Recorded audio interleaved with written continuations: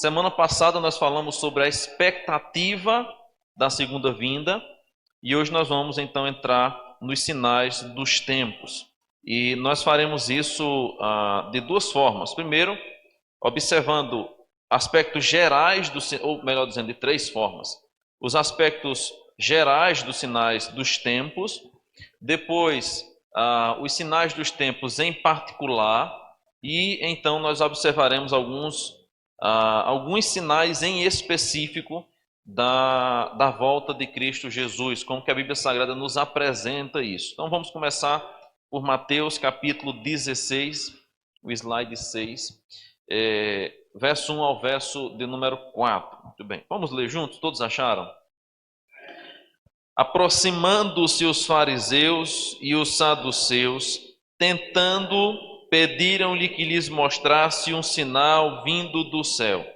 Ele, porém, lhes respondeu: chegada a tarde, dizeis, haverá bom tempo, porque o céu está avermelhado. E pela manhã, hoje haverá tempestade, porque o céu está de um vermelho sombrio. Sabeis, na verdade, discernir o aspecto do céu, e não podeis discernir os sinais dos tempos. Uma geração má e adúltera pede um sinal, e nenhum sinal lhe será dado, senão o de Jonas. E deixando-os, retirou-se. Amém.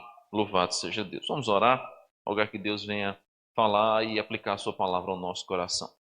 Deus bendito, nós te agradecemos, Senhor, pela oportunidade de estarmos nessa manhã de domingo, no dia que é teu, reunidos para te adorar, para te bendizer, para exaltar o teu santo e majestoso nome. Vem, Senhor, falar aos nossos corações, vem aplicar a tua palavra aos nossos corações, para que sejamos edificados, para que sejamos corrigidos, para que sejamos ensinados na verdade da tua santa palavra, a caminharmos, ó Deus, uma vida por um caminho de acordo com a tua santa prescrição. Nós oramos assim, em nome de Jesus Cristo. Amém e amém.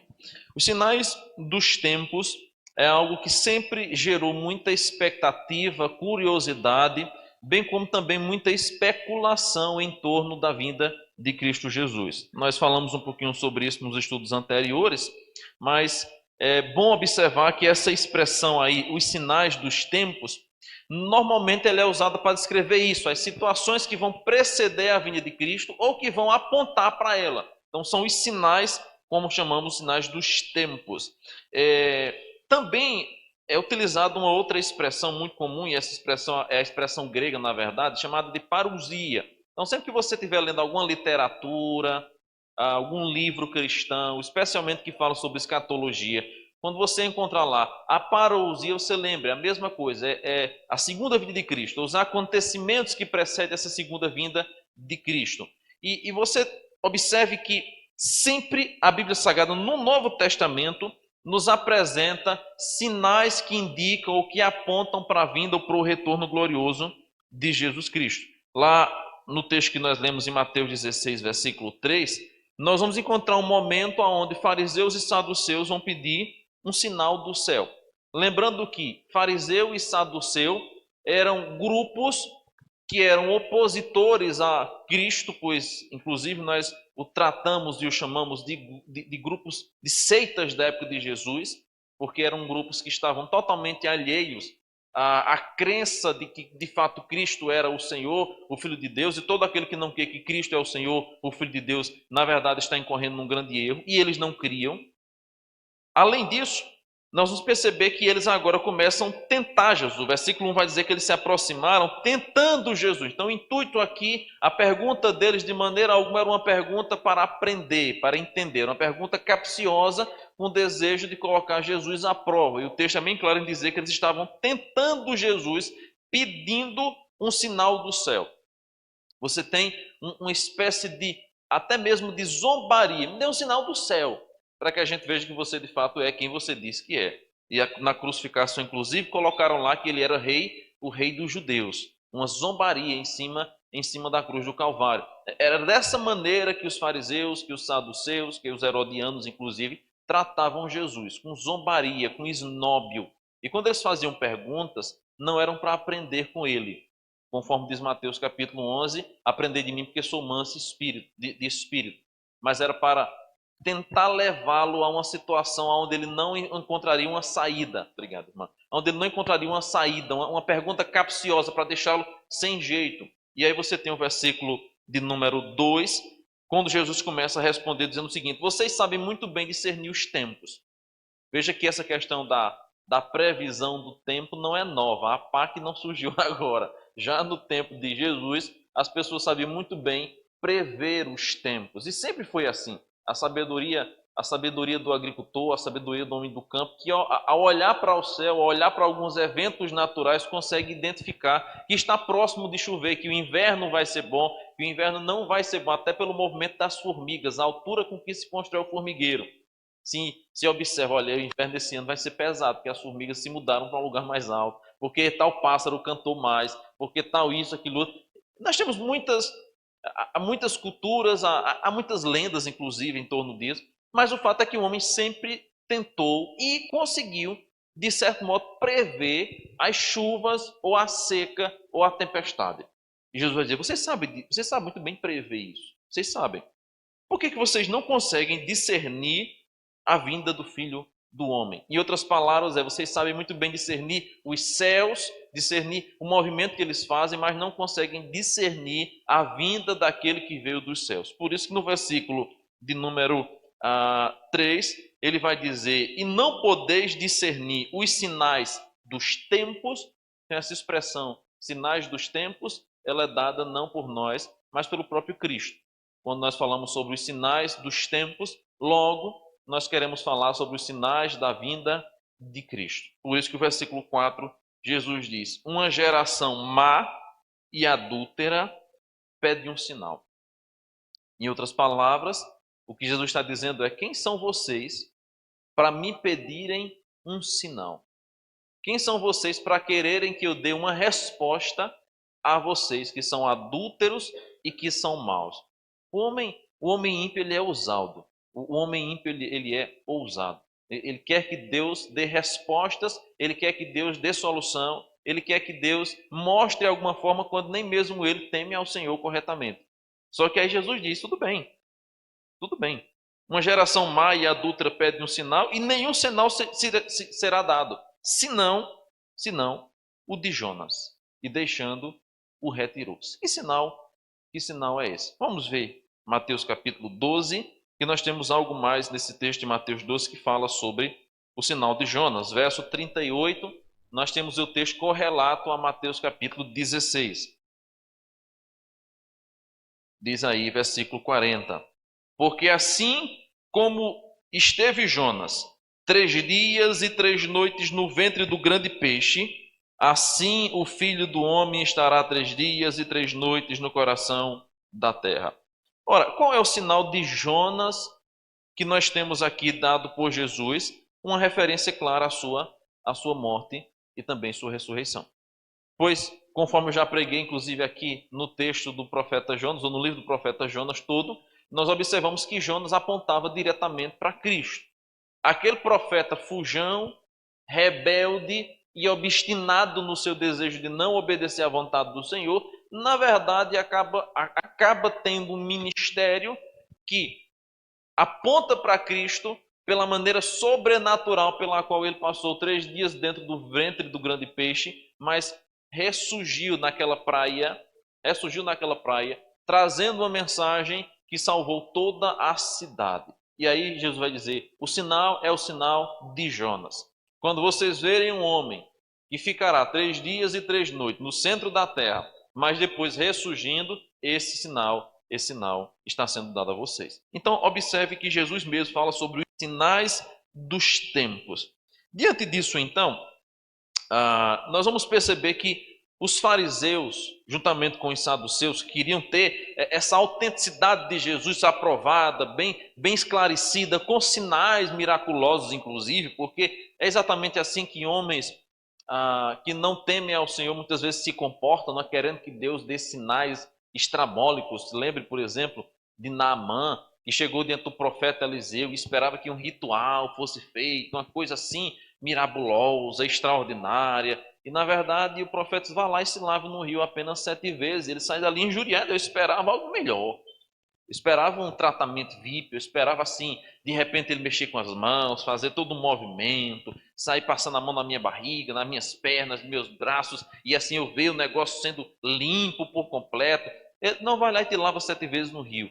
Muitas vezes o homem que não teme a Deus, que não conhece verdadeiramente a Deus ainda, espera que Deus faça um barulho, uma coisa sobrenatural para que a sua ação seja demonstrada. E os fariseus e os saduceus não eram diferentes. Só que observe que a repreensão de Jesus, ao fato de eles não saberem discernir os sinais que o Messias havia predito, é visto também em outros momentos da história. Por exemplo, lá em Mateus capítulo 11, versículo 5, Jesus já havia indicado a João Batista o que era algum desses sinais. E o texto vai dizer: os cegos veem, os coxos andam, os leprosos são purificados, os surdos ouvem, os mortos são ressuscitados e aos pobres está sendo pregado o evangelho. Ora, você tem Jesus dizendo quais sinais aconteceriam com a sua vinda. E baseado então nestes sinais dos tempos, os líderes judeus deveriam perceber que um grande evento estava prestes a acontecer na história ou que já havia acontecido, no caso da primeira vinda de Cristo. E era exatamente a função deles discernir esses sinais dos tempos. Agora, é verdade também que esses sinais dos tempos, dos quais Jesus falou, apontam para o acontecimento da sua primeira vinda, mas também apontam para o futuro, de modo que eles deveriam também olhar adiante. E um dos problemas que a gente tem de considerar em conexão com os sinais dos tempos é exatamente esse. Os sinais dos tempos apontam apenas para eventos que ainda vão acontecer, ou esses sinais têm a ver também com o que já aconteceu e com o que está ao nosso redor. Então, sobre isso, nós vamos fazer algumas considerações. E a consideração que nós vamos observar agora é que os sinais dos tempos não carregam consigo o período de jogar a volta de Cristo para um futuro longínquo. A ideia não é sinais que estão longe demais. Sempre nós devemos observar que a expectativa para essa parousia, ou seja, para esses sinais, para essa segunda vinda de Cristo, sempre esteve muito presente, sempre esteve muito atual. Os cristãos sempre encararam como se fosse uma realidade já atuante, não como uma coisa futura, como muitos apenas imaginam que seja, né? Algo futuro, só lá na frente, só em 2050, 2100, no ano 3000. Desde de Cristo, da sua primeira vinda, nós vamos perceber que a igreja se comportou como sendo algo muito, muito próximo. E aí eu queria primeiro observar algumas considerações erradas a respeito da vinda de Cristo, para que depois nós comecemos a analisar as posições corretas que nós devemos ter. E a primeira consideração errada que muitas vezes se tem sobre os sinais dos tempos é como se referindo exclusivamente ao tempo do fim. Então, Jesus vai vir no ano, digamos que 2050, então o ano 2049 vai ter os sinais que ele falou na sua palavra. No tempinho final é que vai acontecer isso. Por exemplo, não é assim que a Bíblia Sagrada nos apresenta. Essa visão está errada porque o próprio Cristo vai dizer em Mateus 16 que os sinais dos tempos se referem mais ao passado e ao presente do que ao futuro. Ora, um sinal será dado, será o sinal de Jonas. Olha, esse sinal já aconteceu, irmãos. Já aconteceu. E esse sinal que já aconteceu é um dos sinais dos tempos. Ora, faz 2000 anos que isso aconteceu. E a igreja já entendia, e as cartas apostólicas especialmente vão tratar com mais clareza do que os evangelhos esse aspecto. A igreja se comporta com uma expectativa muito presente da vinda de Cristo. Por causa disso, então, nós vamos observar que Paulo, que Pedro e outros mais, sempre quando olhavam para os sinais, diziam: olha, está muito perto. Os sinais já estão se cumprindo. Não é alguma coisa futura, mas algo que já está presente. No sermão profético, lá de Mateus 24, que é registrado em Mateus 13 e em Lucas 21, Jesus vai dar vários sinais para o cumprimento da sua vinda, ou chamados sinais dos tempos, que esses sinais, inclusive, já aconteceram. Você tem no ano 70 a destruição de Jerusalém, e aquela profecia, inclusive, que fala sobre a destruição do templo, que não ficará pedra sobre pedra, se cumprindo, eles arrancam todo o ouro do templo. Agora, é claro, essas profecias que têm um cumprimento já na época de Jesus, também tem um apontamento futuro, é claro. Caso contrário, não faria sentido nós estarmos ainda aguardando Jesus voltar. Só que esse discurso de Jesus vai exemplificar o princípio da condensação profética. A ideia é a maneira como todas as profecias começam agora a se encontrar, se unir e fazer sentido. É o que nós chamamos de condensação profética. Entretanto, os sinais nele mencionados terão cumprimento posterior no tempo da parousia. Já se cumpriram, mas haverá de se cumprir. Então, tem aspectos presente lá na época de Jesus, tem aspecto presente lá na época de Jesus, de Paulo, de Pedro, de João, porém tem aspectos presentes hoje, de modo que os sinais dos tempos convocam a igreja a estar numa constante vigilância. Nós não podemos esmorecer na nossa vigilância, porque nós não sabemos o dia, a hora, a época, a década exata. Apenas devemos estar preparados como se fosse para agora. Além disso, considerar apenas eventos anormais, espetaculares ou catastróficos como sendo a segunda vinda de Cristo. Você já observou que sempre que você fala sobre assim, um filme, tem até novela, né? Filme, novela, revista, livro, imagens que diga assim, Apocalipse, finais dos tempos, você sempre tem por trás alguma imagem ilustrando como uma grande catástrofe. É fogo caindo do céu, é homens correndo, é tanques de guerra, é sempre uma coisa catastrófica. E na nossa mentalidade, nós acostumamos que a segunda vinda de Cristo, ou os sinais dos tempos, sempre estarão relacionados a coisas catastróficas. E na verdade, não. Bem verdade que haverá coisas catastróficas. Nós não podemos negar isso. Mas vai além de coisas catastróficas, os sinais dos tempos. Nós vamos observar que lá em Lucas 17, versículo 20 a 21, o texto vai dizer o seguinte, quando Jesus faz uma advertência contra esse modo de compreender as coisas dos fariseus. Não vem o reino de Deus com visível aparência, nem dirão, ele ou aqui, ou lá está, porque o reino de Deus está dentro de vós. Nós temos aqui um outro aspecto, é claro, do reino de Deus, que está presente na nossa vida, mas que já veio, e a gente já falou sobre isso na aula de Teologia de Missões. Porém, observe como Jesus vai repreender também a maneira espetaculosa como os fariseus aguardavam os sinais dos tempos. De modo que as evidências da vida de Cristo estão presentes no nosso dia a dia, inclusive na maneira de nós vivermos e da maneira como a humanidade vai se comportando. Lembra quando Jesus fala sobre e o amor de muitos se esfriará? Eu acho que esse sinal que a gente vai depois observar com mais detalhes, ele é muito visto hoje por nós. Só que esse amor de muitos que vai se esfriar não está presente apenas na vida daquele que pega uma arma e olha para o outro nos olhos e tem a coragem de atirar no meio da testa. Não está só presente no amor frio de alguém que procede assim. Está presente na maneira, por exemplo, como a sociedade vem invertendo os valores, vem trocando pessoas por animais, vem invertendo as coisas. Ora, eu vi uma cena que me mexeu profundamente na UCI, não foi na UTI, foi na UCI. Uma mãe teve 2 filhos, né? A mãe de gêmeos.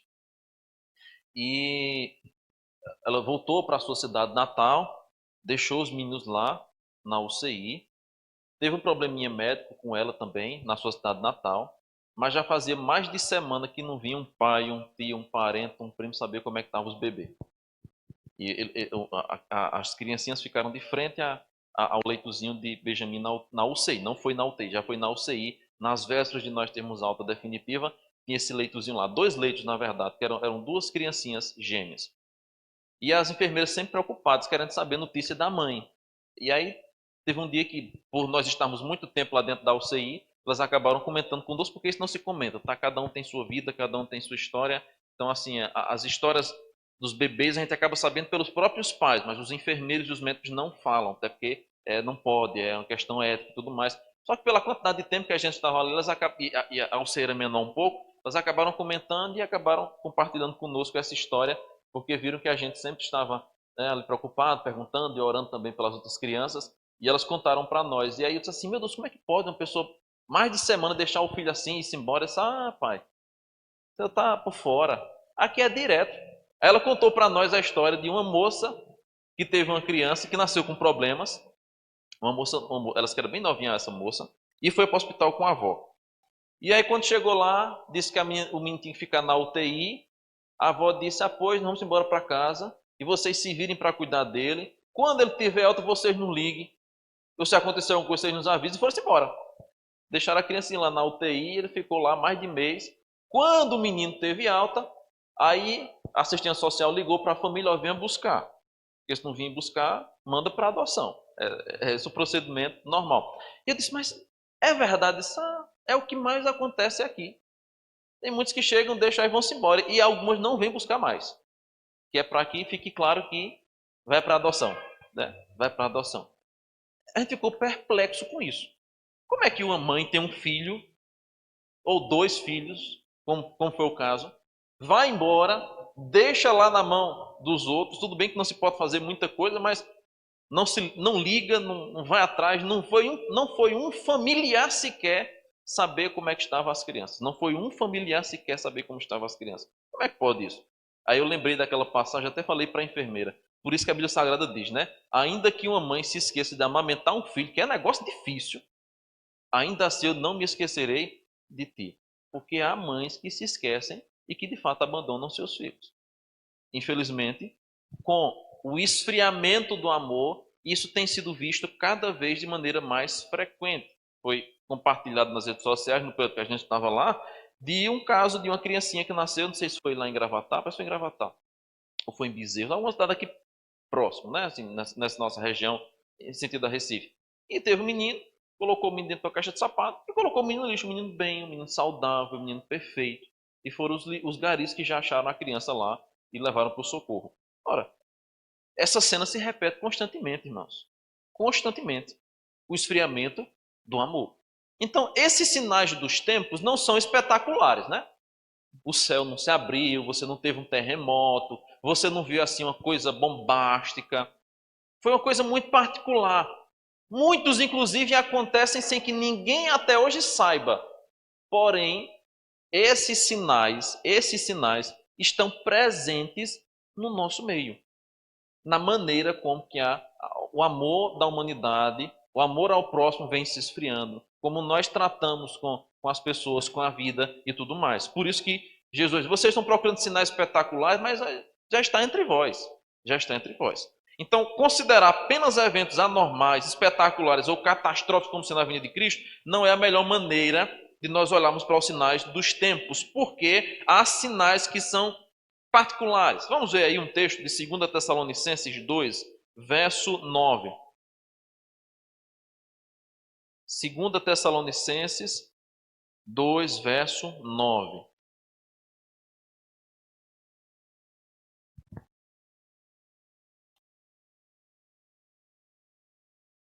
Diz assim: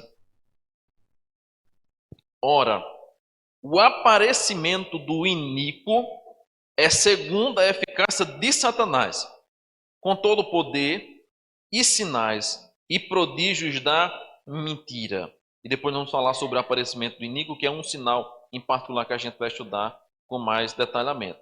Mas observe, aqui em 2 Tessalonicenses, nós vamos perceber que o apóstolo Paulo vai tratar sobre essa questão dos sinais dos tempos. E quando fala sobre estes sinais, e que fala sobre algo assim mais afamado, de impacto maior, melhor dizendo, você vai perceber que esses sinais muitas vezes também estão ligados ao reino de Satanás. Você tem, por exemplo, Apocalipse 13, vamos ver esse texto também, Apocalipse 13, verso 13 e 14, sobre o surgimento da besta da terra. Apocalipse 13, verso 13 e 14. Eu não vou detalhar isso agora, tá? Então, eu sei que quando a gente fala sobre a besta, sobre o anticristo, vai surgir muitas perguntas, mas a gente vai chegar nesse tema mais à frente, se Deus quiser. Apocalipse 13, verso 13 e 14. também opera grandes sinais, de maneira que até fogo do céu faz descer a terra diante dos homens. Seduz os que habitam sobre a terra, por causa dos sinais que lhe foi dado executar diante da besta, dizendo aos que habitam sobre a terra que façam uma imagem à besta, aquele que, ferida a espada, sobreviveu. Então, você tem aqui sinais que são dados de maneira espetaculares, mas com referência a Satanás. Não é negado, conforme eu disse, que possa haver sinais espetaculares. Então, terremoto, maremoto, tsunamis cada vez maiores, não é negado isso. Porém, nós vamos perceber que um dos sinais mais evidentes da segunda vinda de Cristo estão ligadas à ação do reino das trevas. Aí você tem esfriamento de amor, pai matando filho, filho matando pai, e mãe, irmão matando irmão, e aquele monte de coisa. Eu falei semana passada, né, do irmão que matou outro na frente da mãe no dia das mães. Cada vez vai se tornando mais comum isso. Cada vez se tornando mais frequente. E isso está ligado ao reino de Satanás. A ideia de que a ação diabólica no mundo vem causando cada vez mais isso. Terceiro, tentar usá-los, ou tentar usar os sinais, como um modo de datar o tempo exato da volta de Cristo. Um outro aspecto que a gente deve ter muito cuidado é quando alguém começa a fazer um cronograma para a volta de Jesus. Isso aqui é muito típico de programa de televisão.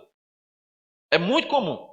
Você ligar um programa de televisão, algumas igrejas heréticas que têm muitas vezes proeminência nesses programas, né? Tem mais tempo de alcance desses programas de televisão.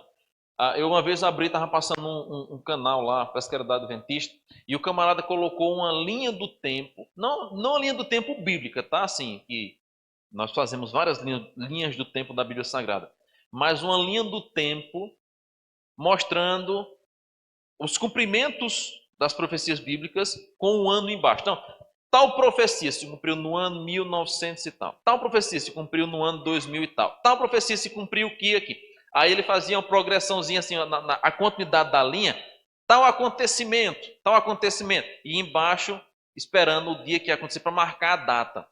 Aí lá no final, o espaçozinho para dizer, então Jesus vai voltar nesse momento aqui, quando acontecer isso e quando acontecer isso. Provavelmente nesse século, provavelmente no século tal. É muito comum as seitas fazerem esse cronograma ou a datação da volta de Cristo. Nós já tivemos na história da igreja muitos teólogos, muitos líderes religiosos heréticos, é claro, que dataram a vinda de Cristo. Ellen White já fez a datação, né? Ellen White, que é a profetisa da Adventista, chegou a datar a vinda de Cristo. Parece que foi ela que datou para esse ano 1945. Eu não sei se foi 1945, mas foi alguma coisa assim, 1940 e alguma coisa. Ela datou que Jesus estaria voltando naquele momento. Aí Jesus não voltou. Aí passou vergonha, né? Porque Jesus não teve nada diferente, ninguém foi arrebatado, todo mundo contou do mesmo jeito. Aí aconteceu algum imprevisto, aí elas disseram, não, mas Jesus voltou até o estado no céu, no espaço sideral, para fazer um tipo de análise dos pecados do povo, né? Aí depois ele vai voltar até esse céu e vai vir aqui e a gente vai ver. Mas assim, minha profecia não foi de toda errada, não. Ele viu, só não chegou para a gente ver, mas ele ficou lá no espaço sideral e ali ele fez o que ele tinha que fazer, o trabalho. Sempre existiu isso, sempre existiu isso. Valnice Milhomes parece que profetizou que Jesus voltaria no ano 2000. Tantas profecias já tiveram. Sim.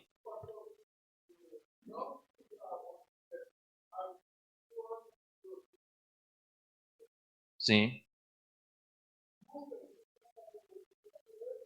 Foi. Aham. 2000.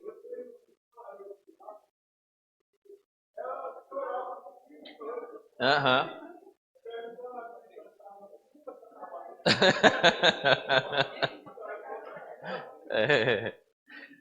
Eu vi esses dias, por incrível que pareça, eu vi esses dias um pequeno vídeo relatando da ansiedade das pessoas para a virada do ano 2000. né? Porque todo mundo aguardava que ia acontecer uma coisa assim, né, estrambólica. Veja, 2012, vocês vão lembrar, saiu até um filme, né? Quem não assistiu o filme depois assista e acho que já perdeu até a graça, porque já passou, não aconteceu mesmo. Foi? Foi. Teve muita despedida e tal. Em 2012 fizeram um filme, porque de acordo com as expectativas, o calendário maia apontava o ano 2012 para como que fosse assim uma grande mudança no planeta, o fim de uma era, coisa desse tipo. Algumas pessoas chegaram a dizer, tá vendo aí? O calendário maia nada mais é do que uma apontação, ou um apontamento para a vinda de Jesus. E teve uma grande revolução no ano 2011, né? Para aguardar 2012, porque estava aguardando que 2012 acontecesse uma coisa assim extraordinária. Tanto que surgiu até filme, foi para o cinema e tudo mais, da expectativa para o calendário maia. Não é nessa? Lê.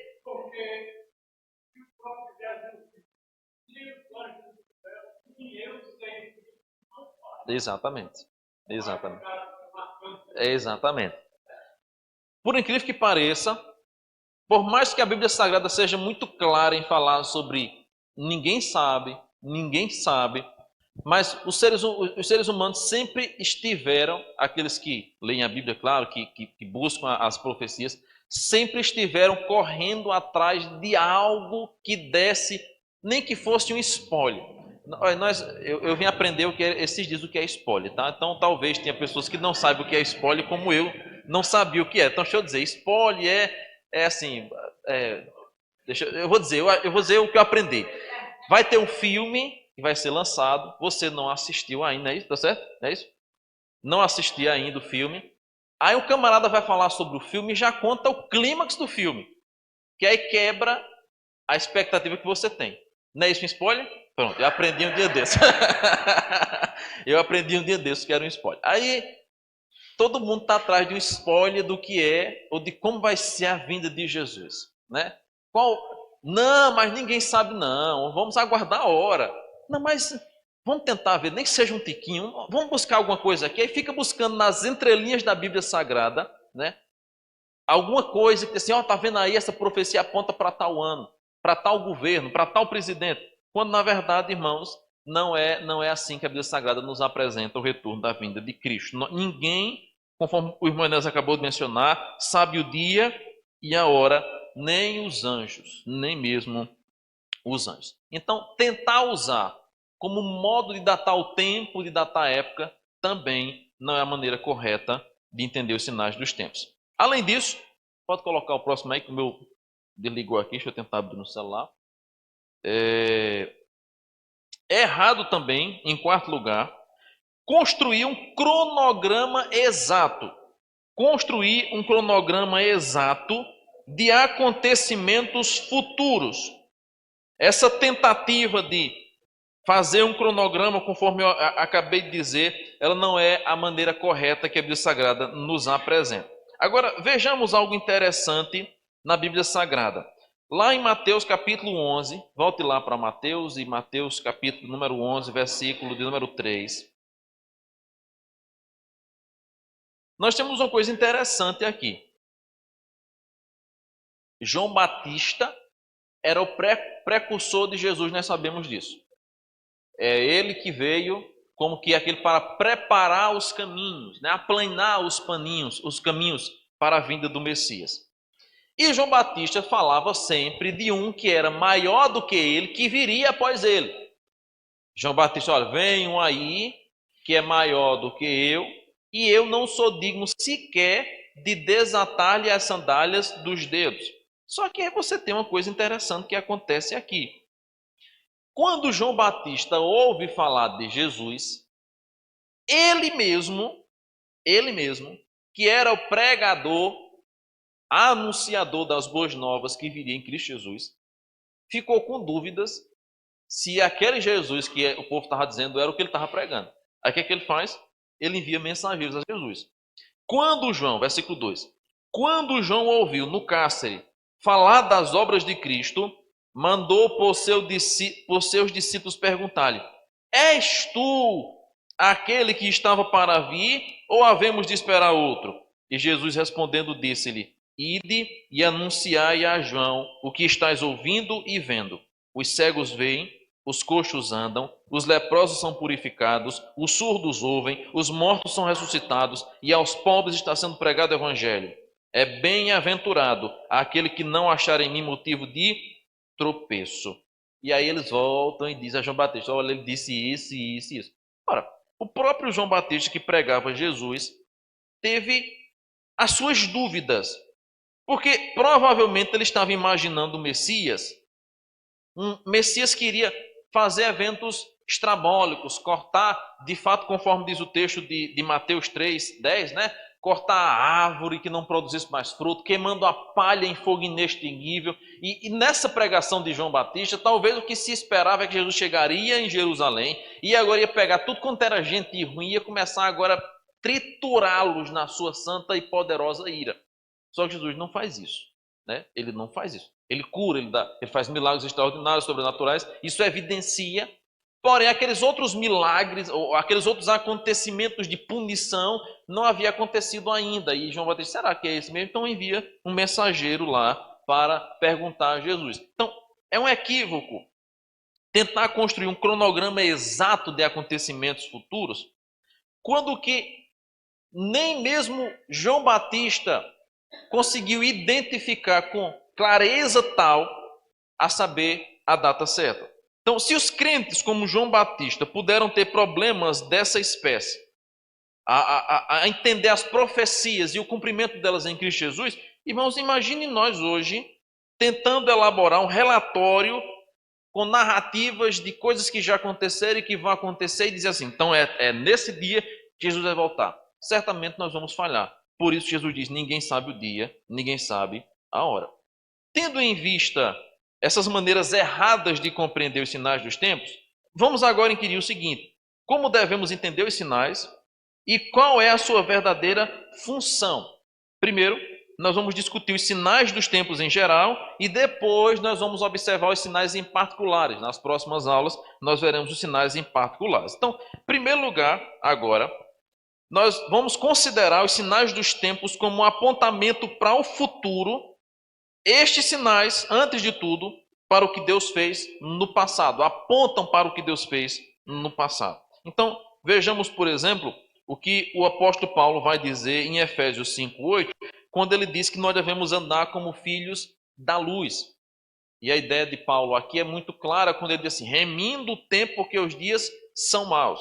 Ou seja, a maneira de nós considerarmos os sinais dos tempos deve ser sempre, claro, apontando para o futuro, mas lembrando que Deus já fez no passado. E isso deve nos levar a ter uma vida presente em contínua e constante preparação. Lá em Romanos, já está aí na tela, Romanos 3 ou 13, né? Do versículo 13 a 14, do 11 a 14 também dá certo, diz assim, e digo isto a vós outros, que conheceis o tempo, que já é hora de vos despertardes do sono, porque a nossa salvação está agora mais perto do que quando no princípio cremos. Veja, Paulo está falando para os romanos, irmãos, há 2000 anos atrás. E Paulo diz assim, nossa salvação, irmãos, já está mais perto do que quando nós cremos. A ideia de quando vocês se converteram para agora já está mais perto. Por isso que eu tenho esse costume de dizer assim, cada Santa Ceia que a gente participa é uma a menos, né? É mais uma que a gente participa, mas é uma a menos para que a gente se aproxime da volta de Jesus Cristo. Como eu não sei o dia, como eu não sei a hora, quando eu não sei a época certa que ele vai vir, então eu vou só dizendo, é uma a menos. A Paulo vai dizer isso aos irmãos, já está mais perto do que quando vocês se converteram. Nós não sabemos o dia, mas já está mais perto. Então é um estímulo, ou na verdade é uma repreensão, para que a gente esteja em constante vigilância. E o texto continua, vai a alta noite e vem chegando o dia. Deixemos, pois, as obras das trevas e revistamo-nos das armas da luz. Andemos dignamente como em pleno dia. Está muito perto, então vamos andar como quem anda preparado para a expectação do grande acontecimento. Segundo, os sinais dos tempos também apontam o fim da história no futuro, especialmente para a volta de Cristo. Conforme a gente já viu, esses sinais não nos contam o tempo exato quando Cristo retornará e quando sucederão os eventos que acompanham o seu retorno, mas ele efetivamente nos asseguram de que estas coisas certamente ocorrerão. Veja, por exemplo, Mateus 24, 14, verso 29, versículo 30, que Jesus olha para os discípulos, então, depois de acontecer essas coisas, então virá o fim. Por causa disso, então, Paulo vai dizer aos Tessalonicenses, lá no capítulo 2, conforme nós lemos, versículo 3, que aquele dia não virá sem que primeiro venha a apostasia e seja revelado o homem da iniquidade. Então, havia uma expectativa, mas ao mesmo tempo havia a consciência de que os sinais dos tempos aponta para o futuro e a consumação da história que Cristo já iniciou e deixou muito claro. Terceiro, os sinais dos tempos também revelam na história a antítese contínua entre o reino de Deus e os poderes do mal. Qual é a ideia aí? A oposição que haverá. Aquela famosa guerra do bem e do mal, que nós chamamos de poderes do mal, o reino de Deus e os poderes do mal. Uma coisa importante que a gente deve lembrar é que essa briga, ela só existe na nossa cosmovisão aqui, na nossa visão terrena, tá? Em que sentido? Para Deus, o diabo nunca será assim um guerreiro, será uma oposição forte, que ele vai precisar ter forças para vencer e usar estratégia para vencer, para que então declare vitória a nós. Porque Cristo já é vencedor, né? O diabo não é páreo ao poder de Cristo, muito pelo contrário, a Bíblia vai até dizer que em Cristo nós somos mais do que vencedores. Então, na cronologia de Deus, o diabo já é um derrotado, já é um perdedor, já foi aniquilado. Porém, na nossa perspectiva humana e na nossa vida, essa guerra ela é uma realidade. Ela é uma realidade. Por quê? O apóstolo Paulo vai falar sobre os principados, sobre as potestades, sobre os dominadores desse mundo tenebroso.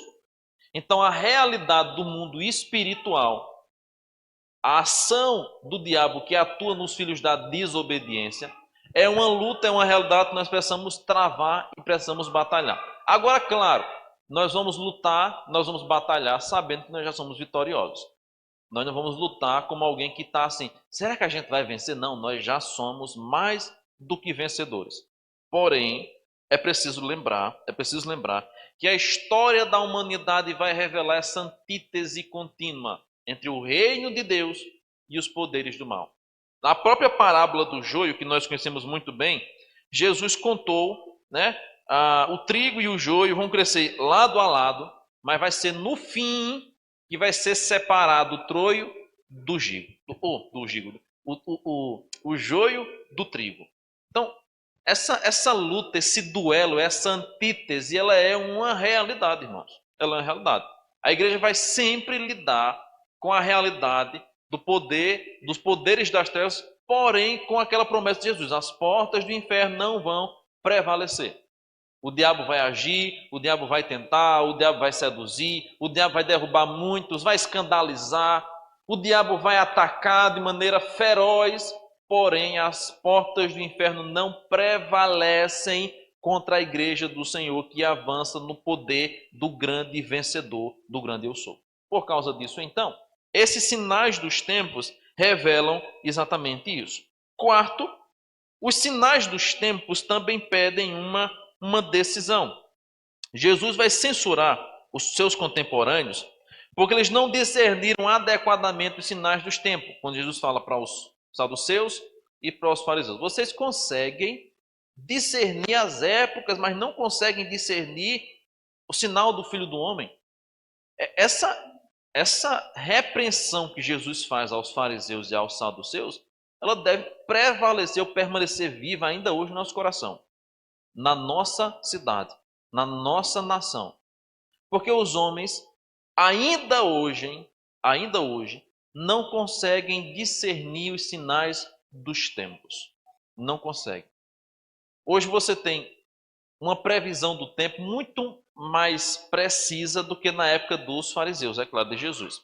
Hoje você tem um aplicativo de previsão de tempo que dá até quantos milímetros vai chover, né? Previsão de chuva, 100 milímetros amanhã, vamos preparar para alagamento no Recife. Previsão de chuva, 200 milímetros, tal, vamos preparar para desmoronamento de barreiras. Previsão de chuva seca, vamos nos preparar, porque vamos ter uma dificuldade aqui com o nosso gado. Você vai no aplicativo, o aplicativo já dá previsão detalhada para os próximos 15 dias, e por incrível que pareça, muitas vezes acerta exatamente. Até a hora que vai chover, tal hora está previsto que vai chover, e naquela hora a chuva chega. Às vezes erra, claro, óbvio, no mínimo isso também, né? Mas é uma previsão muito específica. Mas a humanidade ainda hoje segue sem conseguir discernir que Jesus está perto de voltar. Por isso que a Bíblia diz assim, que dos últimos dias, os homens, ou na verdade, os últimos dias serão como os dias de Noé. Os homens se casam, se dão em casamento, fazem suas festas, celebrações, seguem sua vida e de repente serão pegos de surpresa com a vinda de um grande evento, que na verdade agora não vai ser mais a chuva, mas vai ser a vinda do Filho do Homem. Então, os sinais dos tempos pedem uma decisão. Que decisão é essa? Que atitude é essa?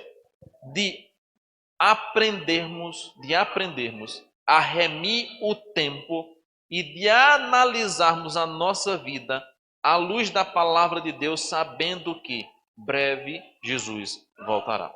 Então, os sinais gerais da vinda de Cristo nos lembram que a gente precisa estar nessa vigilância, nessa observância contínua de tudo que acontece ao nosso redor, porque breve ele voltará. Na próxima semana, com a graça de Deus, nós vamos falar sobre os sinais particulares. É quando a gente então vai começar a abordar alguns temas, tais: a proclamação do Evangelho, tribulação, apostasia, anticristo, guerras, terremotos e fomes. Esses são sinais particulares que a gente vai começar agora a falar e a observar também, como indicadores da volta de Jesus e como que eles apontam o cumprimento da vontade de Deus na nossa vida, tá bom?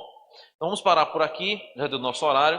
Na próxima semana, com a graça de Deus, nós vamos retomar o nosso estudo, tá bom? Senhor, muito obrigado. Obrigado por estarmos juntos em Tua casa, louvando Teu nome, aprendendo Tua santa palavra, sendo edificados por intermédio dela.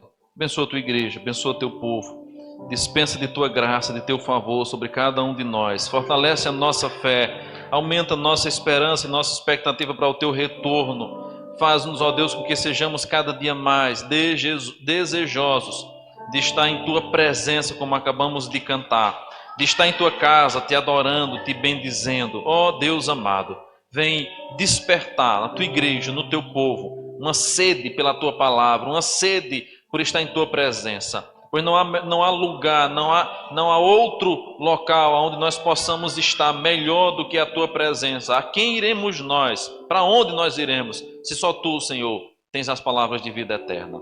Faz-nos, ó Deus, arder em nosso coração pelo desejo, pela expectativa de estar em Tua casa constantemente. Nós oramos assim, em nome de Jesus. Amém e amém.